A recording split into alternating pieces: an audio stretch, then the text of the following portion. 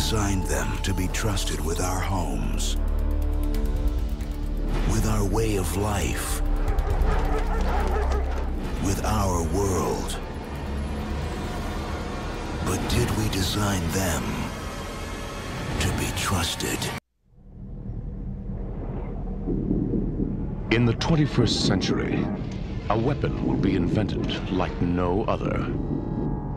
This weapon will be powerful, versatile, and indestructible. The entire structure of society has been predicated on the assumption that human labor has value.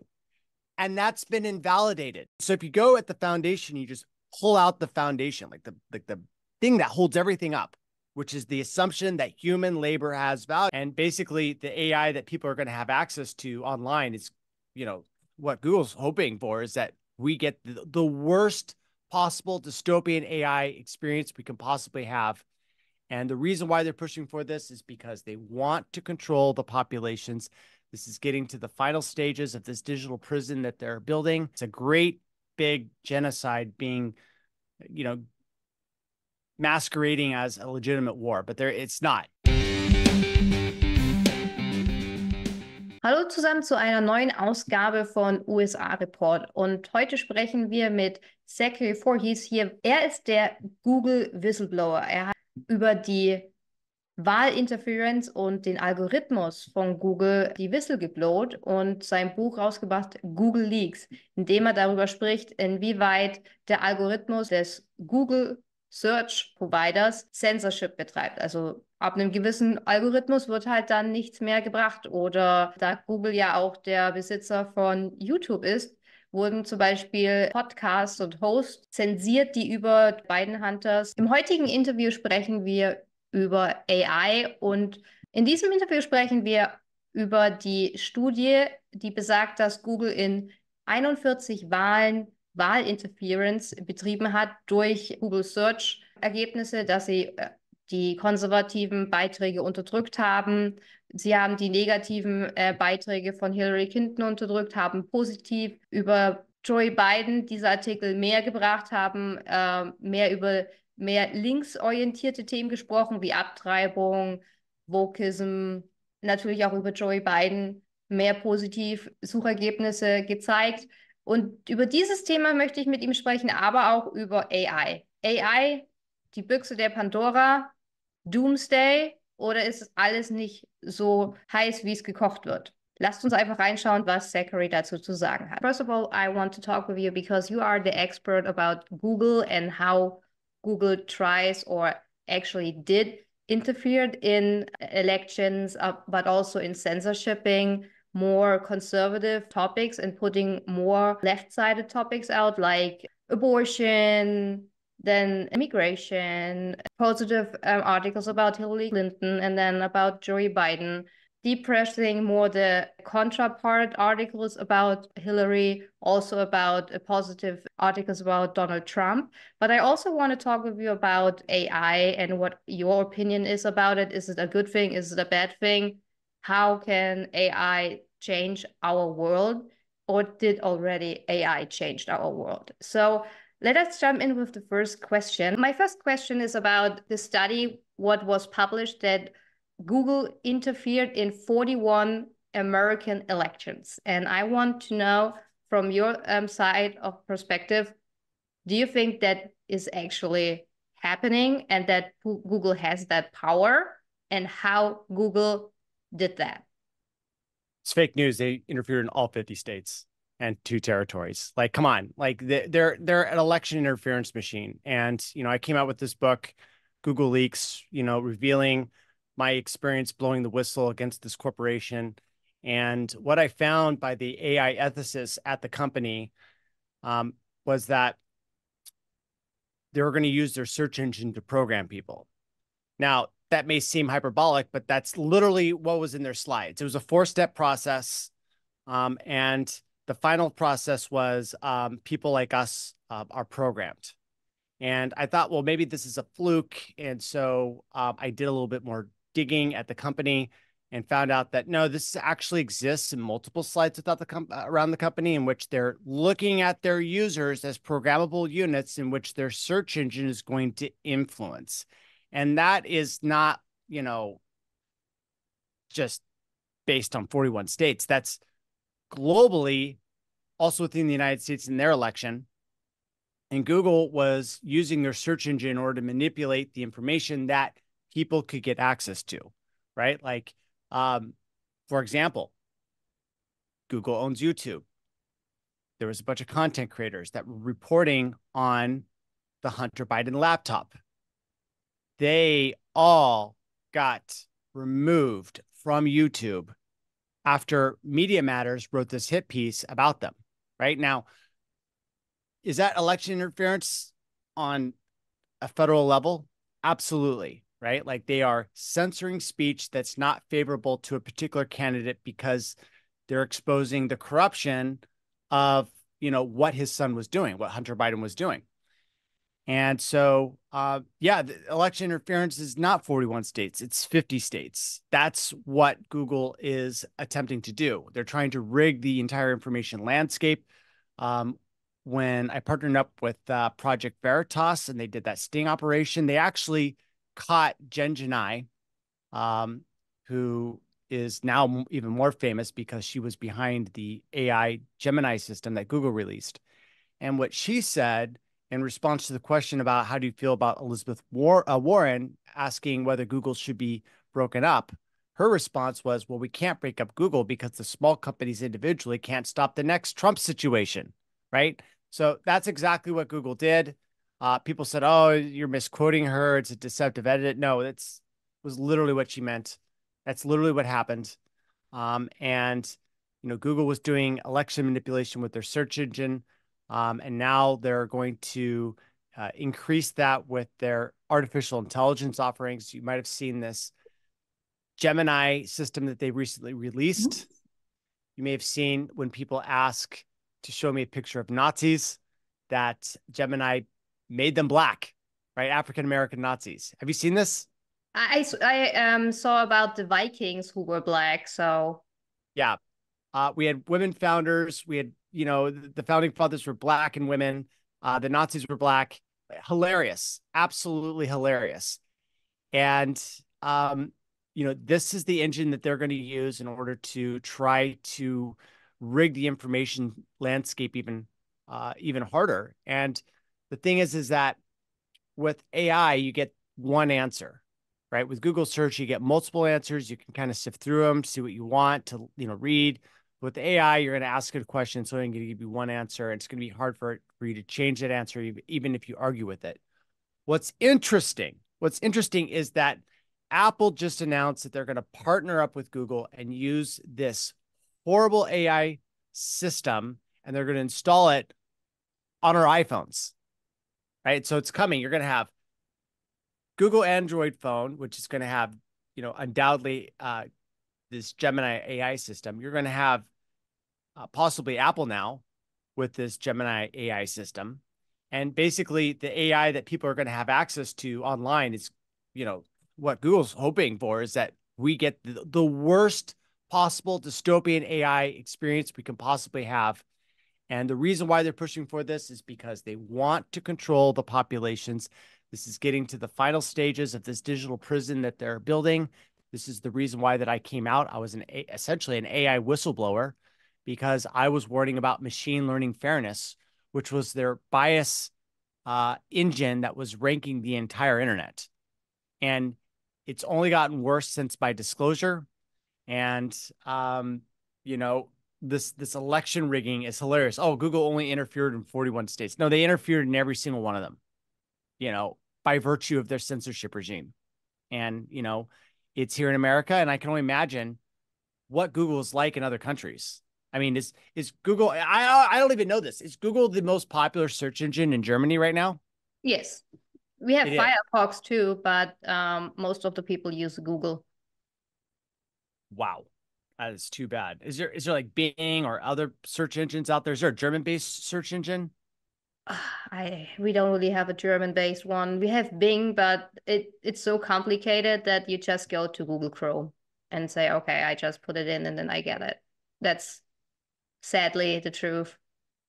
Oh man. So you're telling me that Germany is completely owned by American corporations and controlling the access of information they can get online. Oh, Germany is not only owned by the information companies, it's also owned by the government of America for promoting a war somewhere in Eastern Europe. And yeah, so we have So to follow.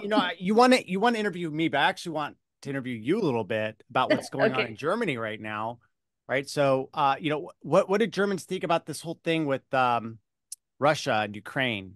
Is there like a lot of censorship going on right now? Like, what happened with the pipeline explosion? Like, were people allowed to see the truth on that, or was it completely censored with only the Oh, narrative?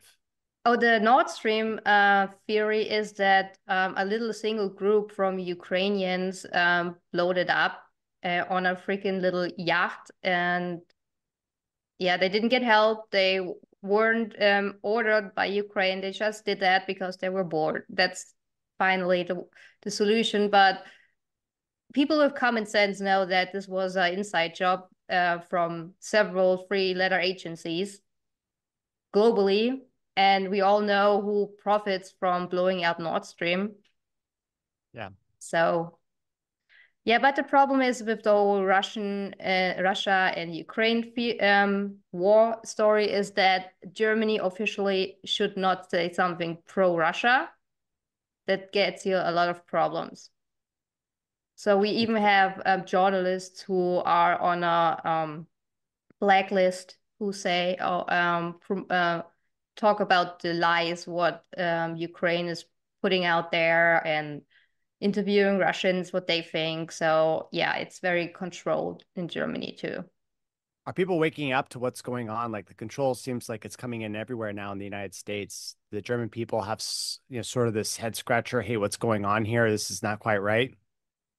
We have a movement, yeah, and more and more people wake up and support the more conservative party in Germany because the government is ridiculous with their mandates and with their rules and the decisions what they do, killing the whole German economy with I don't know, with the Green Deal and then we had the farmer protest in Germany and all Europe fighting against those European laws and for increasing the taxes on diesel and all that stuff. So we are waking more and more up, but the problem is that Germany is still under control of America and the UN, and yeah, they are puppets for the global players.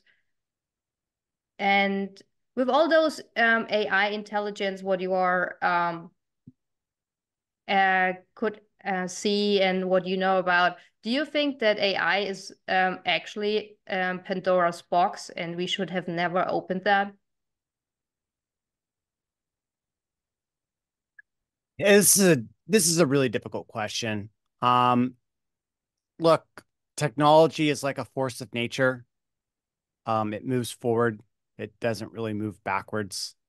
I see that artificial intelligence was inevitable. And it's like, let me make an analogy. Like, let's say someone invented guns, right? In a world full of swords. Do you sit there and say, well, we shouldn't make guns? We should just ban it in our country while your enemy makes guns?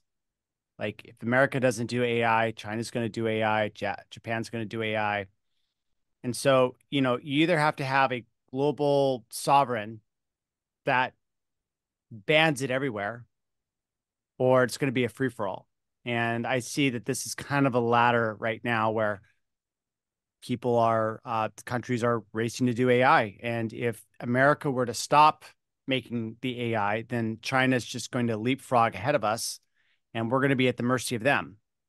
And so the question is, well, would I rather have the American empire ruling over, my land or the Chinese empire that, you know, might see us as a threat and want to eliminate us. Not saying that our own people don't want to eliminate us, but yeah, it's a difficult situation.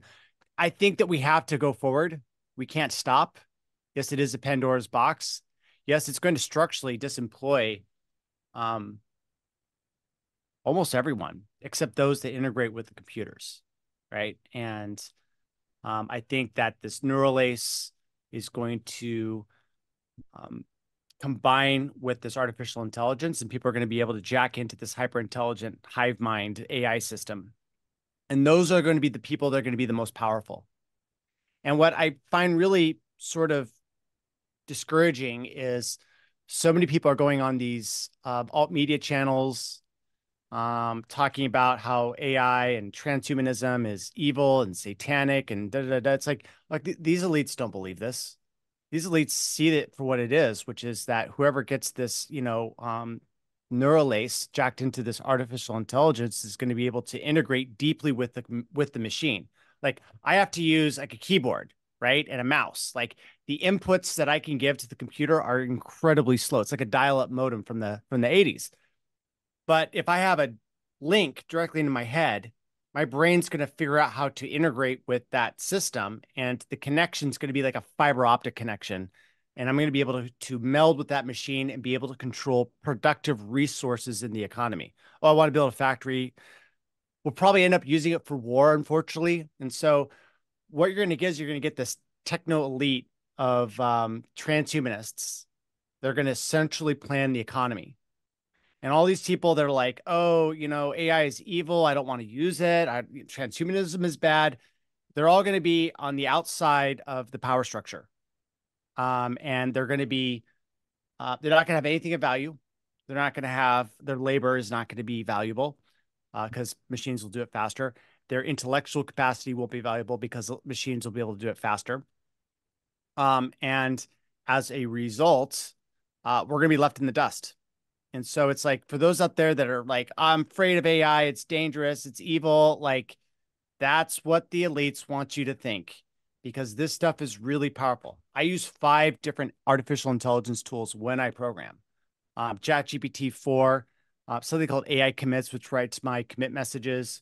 I use Aider, which can look at my source files and change it. And then I have another tool that I built called Ask AI, which will, I can ask it a question from the command line prompt and use it in tooling.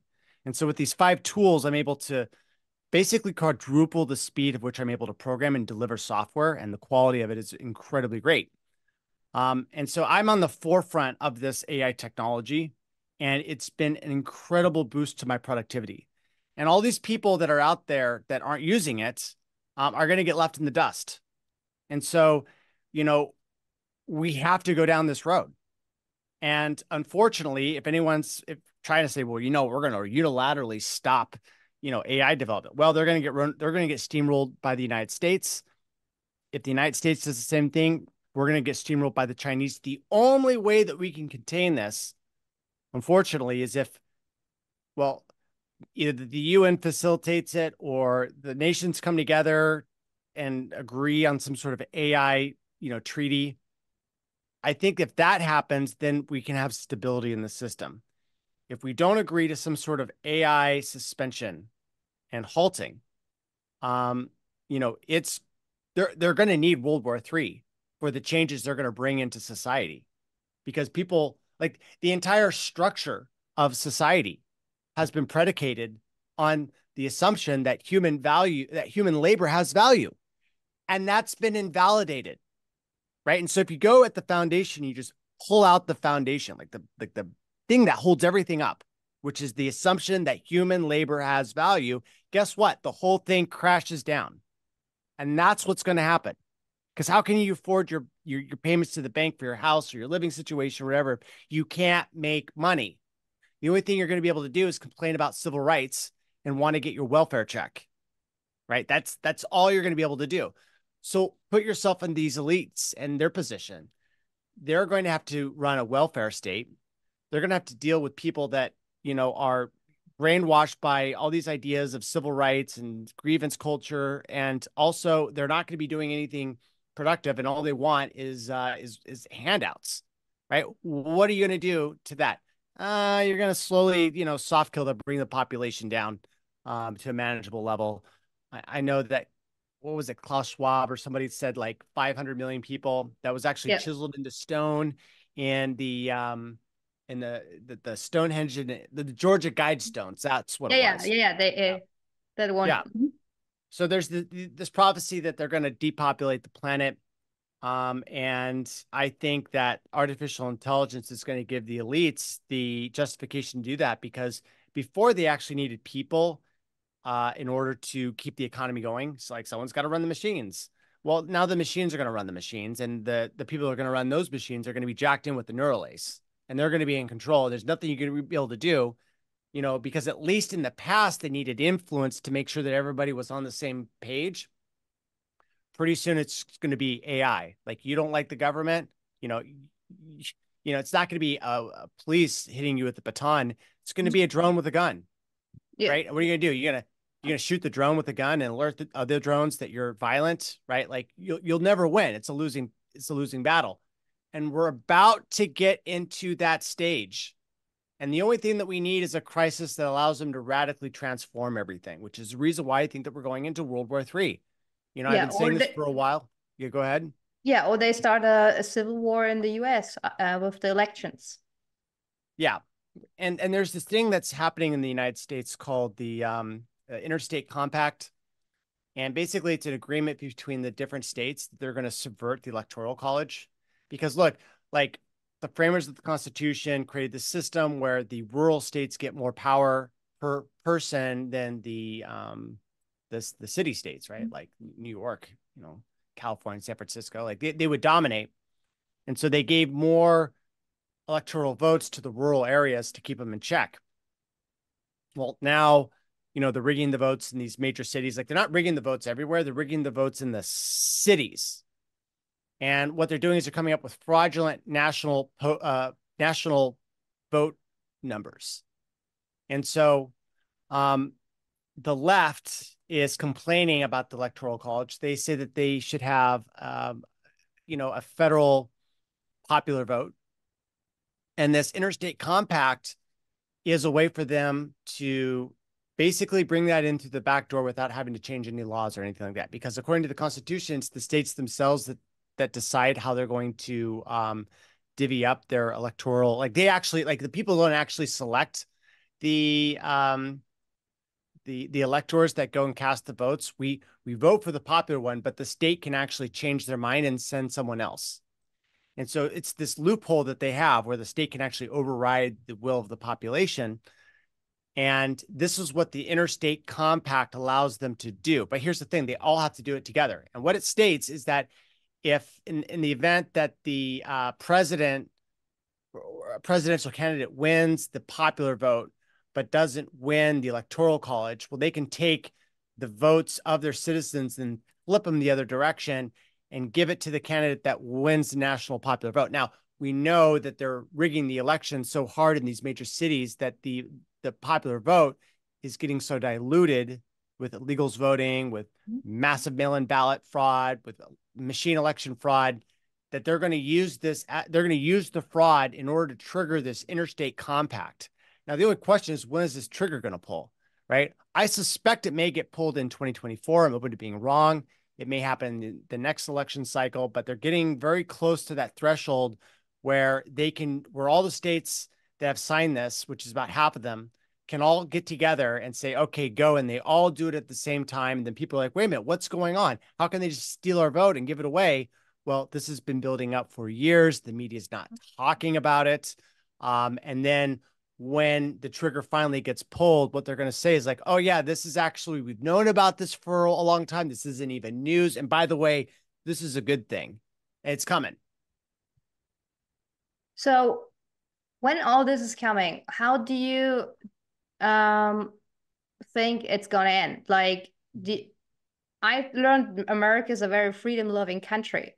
So what do you think if more and more people in America recognize that and see what's really going on? Do you think there will be any situations where they say enough is enough? Look, subjects aren't really good at organizing themselves spontaneously for a revolution. When there's a revolution, it's usually organized by some sort of money controller, right? And so instead of crushing the right wing, which I thought they were going to do in 2020, they've allowed us to sort of like exist, and now it looks like the right is being resurrected in the United States. And it's I didn't understand it in 2022. Like, why are they allowing Elon Musk to just buy Twitter, right? Yeah. And now he's treating all the right-wing controlled opposition figures out there, the usual cast of characters in the United States here. And it's very clear to me that what they're going to do is that they're going to use the conflict and the division. Like, all this stuff is unnecessary, like the satanic story time hour. Like, they do that, and then the media and the networks circulate all this stuff, and it agitates the Christians, and it confirms their end times prophecy sort of like belief systems. And so, what they're doing is that they're agitating the population in order to build up all of this pressure, and then they're going to release this pressure at the right time to bring the country back into crisis. And this is what I believe is going to happen. I think that the United States is probably going to balkanize. We already have the mass sort of polarization of the United States, right? Like, if you're right wing, go to Florida. If you're left wing communist, go to San Francisco, where I live, right? And what's happening is that they're creating this split, and they're creating the seeds, right, for a justifiable rebellion and a separatist movement, which I think they're going to fund. I think they're going to fund a separatist movement, and they're going to put us through some sort of civil war. I think that Texas and Florida are going to break off. And I think that's what's going to be the end state. The other theory that I have is that all this will be resolved when we go to World War III, or it's going to be a combination of World War III plus a civil war. I think that America's on the chopping block. I think that we were handed the status of world reserve currency holder, and I think that that's coming to an end. Gold is actually, I don't think that gold's that valuable. Like, I know it's a rare commodity and it's historically been viewed, but I think that the currency of the future is going to be computational resources, the ability to mine raw resources, crunch them up into machines of war, and use that in order to physically impose power. And I don't really see how gold falls into that, right? And so I think that we're heading towards this transformation where it's going to be technology that rules our future, and they're going to need to hand off that world reserve currency status. It looks like China's going to get it. And here's the thing that I don't understand is that is China subverting us, or are they in cahoots and this is all going according to plan on the Western Anglo-Saxon world order? And China, like, are they cooperating, or is China subverting us? And no one knows the answer to that question. And I've asked a lot of people. And so, yeah, it's a bad situation right now. And everyone's in the dark about where are we heading to on this path that we're deliberately being led down to. Is there going to be like another pandemic, in the next decade? Probably. The WHO's sinking their hooks into a worldwide treaty that hands them power in the event of another pandemic, Yeah, so, this pandemic contract or WHO contract. Well, I heard about that.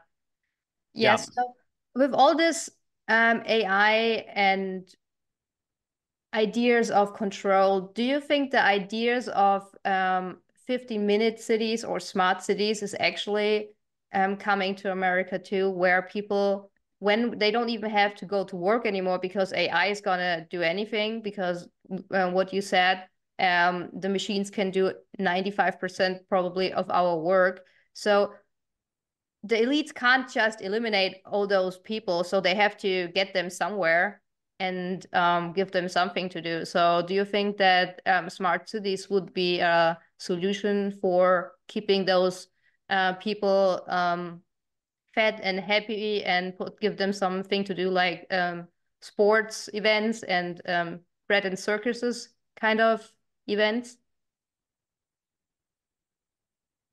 The technology makes all this rural living a lot easier, right? Like you can go to the middle of nowhere. You can plop down solar panels and a Starlink, and now you've got electricity, and an internet connection, and now all you need is water and other life things. But now it's easier than ever to be a global citizen. And so in the middle of this transformation, the thing that I don't understand is why they even need 15-minute cities. Now, 15-minute cities are really great if you're trying to build, I don't know, a prison, right? Corral everyone, get them off of the land, get them into, concentrated areas. If you want to genocide a whole lot of people, and you want to carry that out, then you're definitely going to want to have 15-minute cities because everyone's going to be concentrated. And then there's a lot. It reduces the cost of murdering the majority of the population. And so here's my prediction. I think that the 15-minute cities are going to be totally awesome at the beginning, right? And that's how they get you, right? Like Google search, totally awesome. Then it gets corrupted. AI, totally awesome. It's going to get corrupted. 15-minute cities, going to be totally awesome. And then it's going to turn into a nightmare scenario. So, I think that, they're literally building a digital prison. And it's going to be very easy to wipe out the population if we all go to these, concentrated centers of human population. Like let's say you have a megapolis with, 50 million people living in a 12 square mile radius. A nuke goes off, 50 million people dead. Like that can totally happen with a 15-minute city.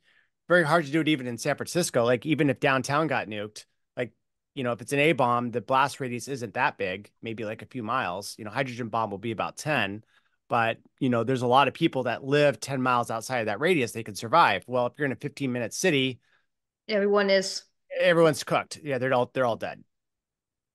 So, and by the way, like if you want to play pandemic games too, right? Like, 15-minute city, everyone's going to get infected really quickly. It's going to be like a hen house and how quickly those animals get infected, which means that you go to a 15-minute city, you're going to have vaccines like crazy because it's like, oh, we don't want to get infected and you can't leave the city to get away from it. Yeah, you have to station control immunizations where you have to have, so you're even allowed to apply for apartment in the 15-minute city. Right. And that's the thing is that they're going to be like, oh, you want housing, you want food, you want your welfare check, get a vaccine or get these vaccines. You're going to have a smartphone. You're going to have your iris scanned. And the justification for a lot of this is going to be, well, we want to make sure that when you access the internet, you're not actually an artificial intelligence, right? And so I think that one of the useful things about deliberately breaking the internet with artificial intelligence, which I believe they're going to do, is that they're going to be like, well, now we have to give everyone a unique ID and then verify them when they go on the internet so that we can tell that you're not like an artificial intelligence trying to manipulate the election or spread misinfo or whatever it is that they're going to come up with. And so, that's going to usher in this total surveillance society because we need to protect ourselves from AI. So here's my prediction. In the next 5 years, we're going to have some sort of AI artificial attack on the system, and that's going to give them justification for locking everything down. It's coming.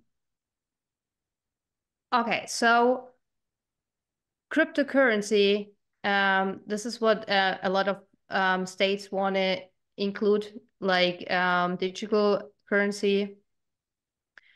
This could also be like social credit system. Like if you don't follow the rules, you're not allowed to leave your house. You're gonna get your paycheck.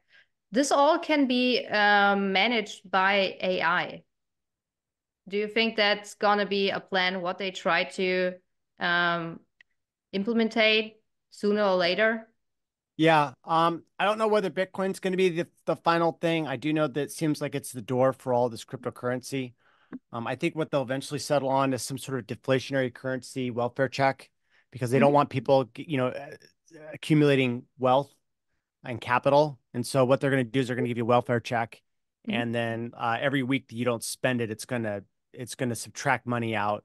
And so, if you save up for a year, you're not going to have a year's worth of savings. You're going to have a deflationary value. Like we kind of have the same thing now with the inflationary policy, but this is going to be a deflationary currency in your own wallet.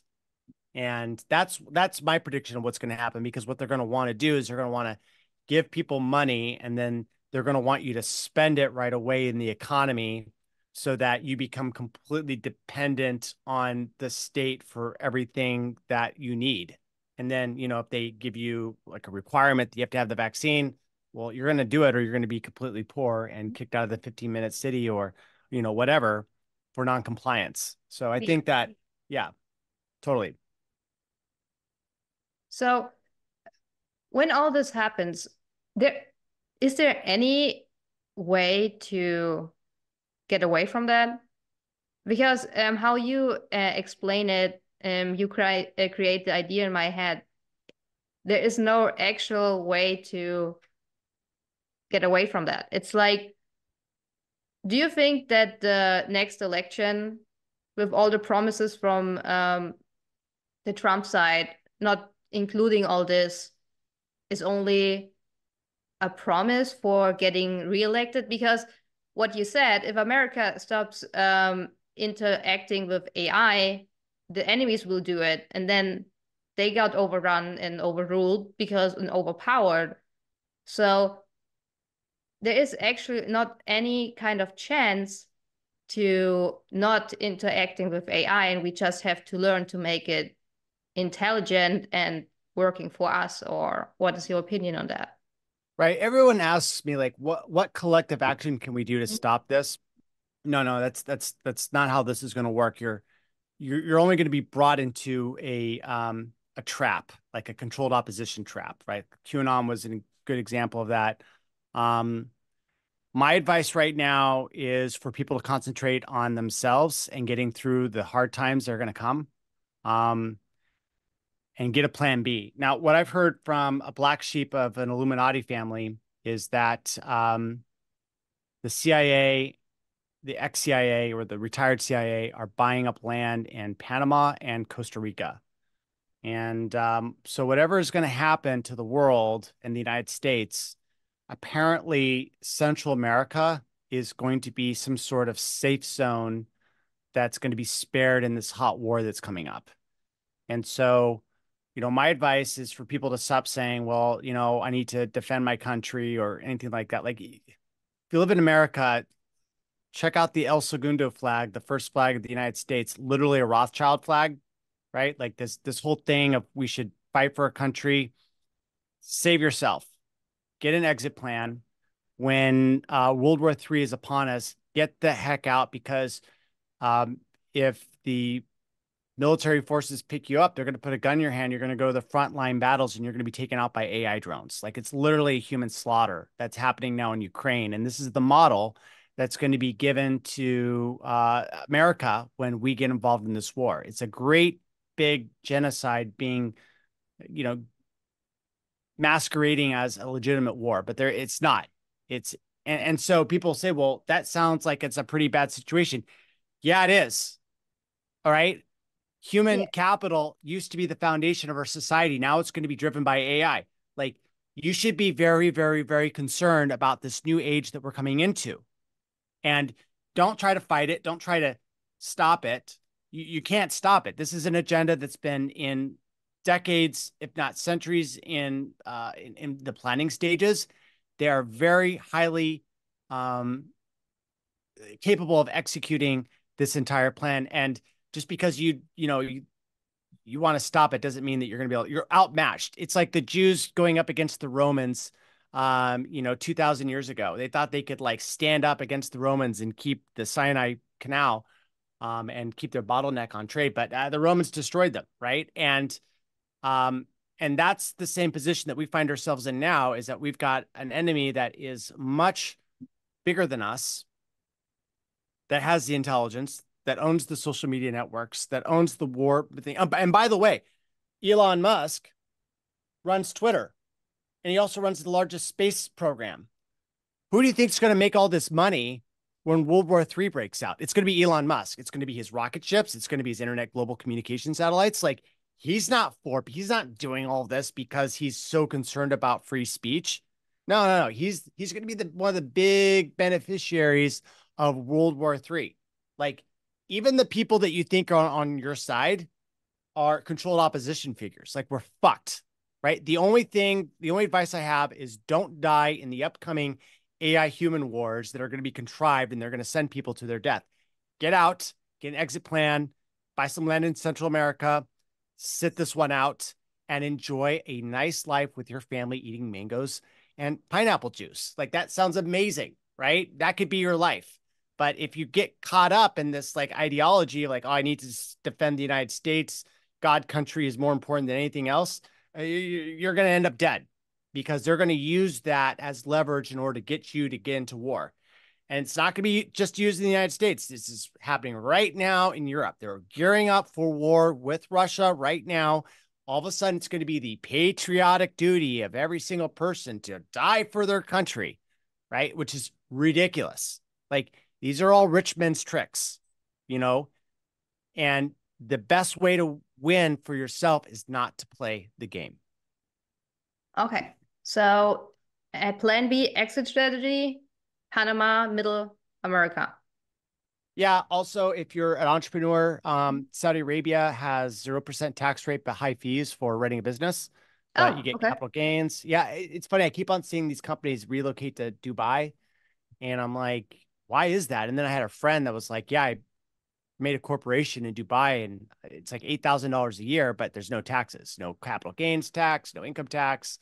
And it's really easy because as Americans, we're in this trap of citizenship with the United States, which means that they've got global tax jurisdiction no matter where we live. For some reason, that doesn't apply in Dubai. And you can actually get an HSBC account. So I've heard, I haven't done this yet. And you can get out of the American financial system and into a lower tax system because, like, look, taxes are going to go up in America like they've done in Europe. Like, I was astounded when I was working at Google and there was this German guy. And I was like, oh, why'd you come to the United States? He's like, well, as an entrepreneur, I was getting a 90% tax rate. And I said, no way. He's like, yeah, 90%. I was like, what? How's that even possible? Like, who could build a business in that thing? Well, they don't want you to build a business. They want you to be controlled by these monopolies. And so, if you're an entrepreneur and you've got, a business and you want to continue doing that business, Saudi Arabia might be, or Dubai may be the best place for you to go. If you already have capital and you're family oriented, Central America is going to be a fantastic place for a family to live. Just stay out of the AI human wars that are coming. Okay, so do you have anything more to say for the German citizens or the audience who are listening to? Because that's now very doomsday. Yeah, I'm a doomer. Yeah. Look, I've tried to be an optimist. And every single time I was like, oh, I'm being too negative. And then every single time I try to introduce some optimism, I'm just dead wrong. And it's only the most pessimistic viewpoints that I hold, which turn out to be accurate. So I'm just going AI doomer all the way, full pessimism. A little bit of nihilism mixed in there too, because, once you realize that everything is basically propaganda by the state in order to like control you, it's like, what do you believe in anymore? Right. Yeah. And I was like, how could Nietzsche believe in nothing? And now I'm just like, oh yeah, I'm almost 44. Now I get it. Right. Like, because literally everything that is pushed by the state is there to control your mind. So the only way to get out of the matrix is to say, it's all propaganda and it's freeing in a way when you just realize that it's all bullshit, right? You don't get mixed up in all these things. You just see everything as intentional agitation for other people. And once that happens, you're just like, yeah, it doesn't affect me, right? It's like nothing affects me anymore. And, I don't even know where I'm going with this, but yes, I am a doomer. Yes, things are going to get bad. Yes, people aren't going to like the fact that I'm talking about these pessimistic future world scenarios, but I don't see any other way that this is going to play out because AI is the last invention that humans need to make and now we're already on this cycle where now we create this AI is having a feedback loop into programmers like me. And now I'm increasing my output by 4x, right? And that's not just happening to me. That's happening to software engineers all around the world. And so now that we're accelerating our development means we're going to be able to create faster AI, better AI, because our tooling's getting better. And then once that acceleration gets to a certain point where the AI can be 100% automated, right? Programming from, you just tell it what you want, like I want an app that, shares pictures of cats. It'll make the Android app, make the iPhone port, and launch it on the store, or make a weapons factory, or lay down farmland, which they won't do in the future because most of the people will be murdered. But, this is where the tooling is going to get. And so there's this theory that the last invention that humankind needs to make is an intelligent machine that is smarter than the smartest person to ever live. We're not quite there yet. Arguably, we are in some ways. It's got a bigger memory. It's an expert in a lot of different things, but it doesn't have the imagination and novel thought thinking process yet that a human does, except in niche categories. But that's going to change. Once we get generalized artificial intelligence that's smarter than any person who ever lived, then we can just, make 1,000, 10,000, 1,000,000 of these smart agents, have them work together, create a faster AI. It's going to be better than all of them. And now you can see that we're in this upward trajectory, and there's no limit to it, right? Like, we don't know where the limit, like, where's the plateau of how smart you can make anything? Can it be 1,000 times smarter than human? Can it be 1,000,000 times? Can it be 1,000,000,000 times smarter than a human being? We don't know where the ceiling is on this. Like, this is new territory. And so the thing is that this system is going to have to destabilize as a result of this last invention that we ever made. And so you want to stay in Europe, you want to stay in the United States, and, take your chances, have at it. I do want to say, though, that the miscegenation, which is the race mixing that's happening in the United States and also happening in Europe with forced immigration, in white, it's kind of a double-edged sword, because there is massive discrimination against white people now because they're trying to diversify these societies. But what's interesting is that these control oligarchs are trying to do the same thing, but in other countries that are mostly, not white people. And what they're doing is that they're actually putting white people on a pedestal. And people have been telling me this, like, oh, you go to, you go to Bali. One of my friends was saying, you go to Bali, you can date women that just want to have a white baby, which blew my mind. I was like, wait a minute, why would that be? And then I realized the power of propaganda. And it's like, okay, they're seeding these people with this idea that white people are amazing, right? And if you look at a lot of these Central American countries, South America, like, who wins Miss Argentina or Miss Bolivia, right? White person, white person, white person. And then you go and you look at who's winning these competitions in the United States: black person, black person, black person, right? Or, diverse. And so the thing is that it only seems that they're vilifying white people where there's a majority white population. And where there's not a majority white population, it's happening in reverse, right? So, if you want to have a great life where everyone loves you and thinks you're awesome, go to a place where you're a minority. Yeah. So it's the way it is. Okay, then I thank you so much for this very interesting interview. And I'm sadly think that you are right. I have to say that. And I see that every day with how fast AI grows. And yeah, we will see if we see us soon in Panama on and eating together a mango or something. Yeah. Sipping on pineapple juice. Oh, yeah. Maybe a little rum in there. Yeah. That's perfect. Okay. Thank you so much. And thank you for being on my show. Thank you very much. Always a pleasure, Vicky. Vielen Dank für eure Aufmerksamkeit bei diesem USA-Report. Der war jetzt natürlich etwas Doomsday-artig, aber ich finde es wichtig, dass ihr die Chance habt, auch wirklich informiert zu werden und eure Entscheidung zu treffen, ob ihr das glaubt, ob ihr ihm zustimmt. Was sind eure Meinungen dazu? Bitte schreibt sie doch in den Kommentaren und lasst ein Like da und schaltet doch wieder ein beim nächsten USA-Report. Dankeschön.